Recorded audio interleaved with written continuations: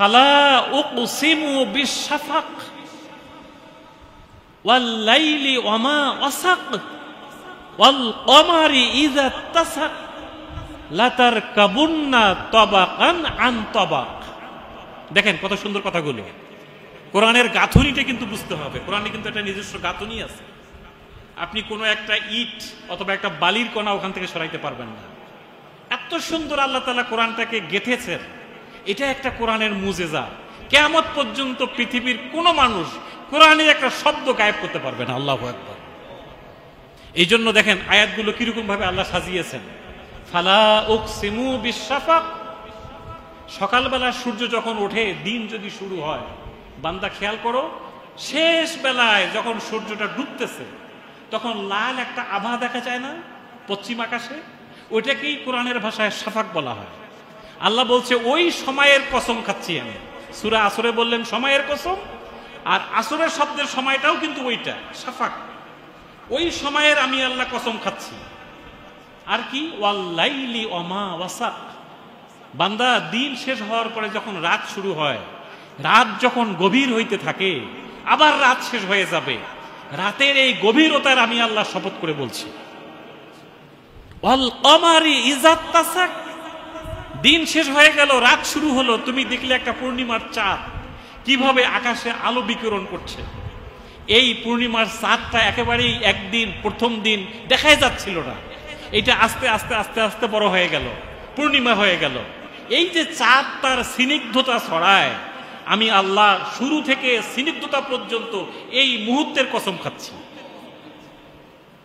লাতারকাবুন্না তাবাকান আন তাবাক। বান্দা তুমি তো কয়দিন আগে ক্লাস 1-এ পড়তা, এরপরে এসএসসি পাস করলা, ইন্টারমিডিয়েট পাস করলা, অনার্স করলা, মাস্টার্স করলা। কয়দিন আগে তুমি প্লে গ্রুপে ছিলে, অনার্স নার্সারিতে পড়তে। কয়দিন আগে তুমি ক্লাস 1-এ পড়তে, এখন তুমি মাস্টার ডিগ্রি কমপ্লিট করে ফেলেছো। কয়দিন আগে তোমার দাড়ি গজায় নাই, এখন দাড়ি পেকে গেছে। লাতারকাবুন্না তাবাকান আন তাবাক। একটার পর একটা স্তর তোমার জীবনে পার করতেছো। চাকরি শুরু হয়েছিল 20-21 বছর আগে, এখন তুমি রিটায়ারমেন্টে চলে গেছো। কি মানুষ জীবনে ঘটনাগুলো ঘটছে না? কি বলেন, এগুলো ঘটতেছি কিনা?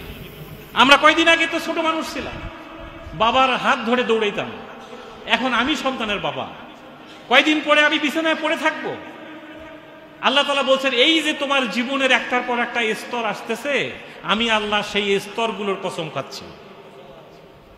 ফামা লাহুম লা ইউমিনুন। বান্দা তারপরেও কি তুমি আমার কোরআনের কাছে আত্মসমর্পণ করবে না? কথাটা কত আবেগপ্রবণ, চিন্তা করেন। দিন শুরু হয়, বান্দা খেয়াল করো, বিকাল হয়ে যায়, আবার সন্ধ্যা শুরু হয়, রাত গভীর হয়, চাঁদ তার স্নিগ্ধতা ছড়ায়, আমি আল্লাহ তোমাকে এগুলো দেখাই। এরপরে তোমার বয়স একটার পর একটা স্তর তুমি পার করছো। কয়দিন আগে তুমি ছোট মানুষ ছিলা, এখন কিশোর হয়ে গেছো, যুবক হয়ে গেছো।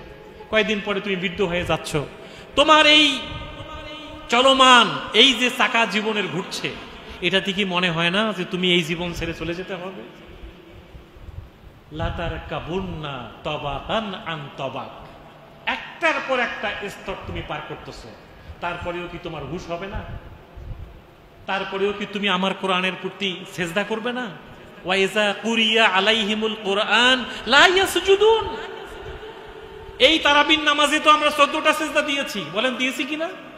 খতম তারাবি যারা পড়েছেন 14টা সেজদা আপনি দিয়েছেন। আল্লাহর কোরআনে কথা বলছে সূরা ইনশিকাকে, ওয়া ইযা কুরিয়া আলাইহিমুল কুরআন। হে বান্দা, তোমার সামনে যখন আমার কোরআন পড়া হয়, কোরআনের মেসেজ দেওয়া হয়, কোরআনকে তোমাকে অনুসরণ করতে বলা হয়, লা ইয়াসজুদুন। তুমি কি এই কোরআনের কাছে আত্মসমর্পণ করবে না? কোরআনের রঙে কি তুমি রঙিন হবে না? তুমি তো কয়দিন আগেই ছোট ছিলা, এখন তো বৃদ্ধ হয়ে গেলা। আর কতদিন কোরআনের বাইরে থাকবা?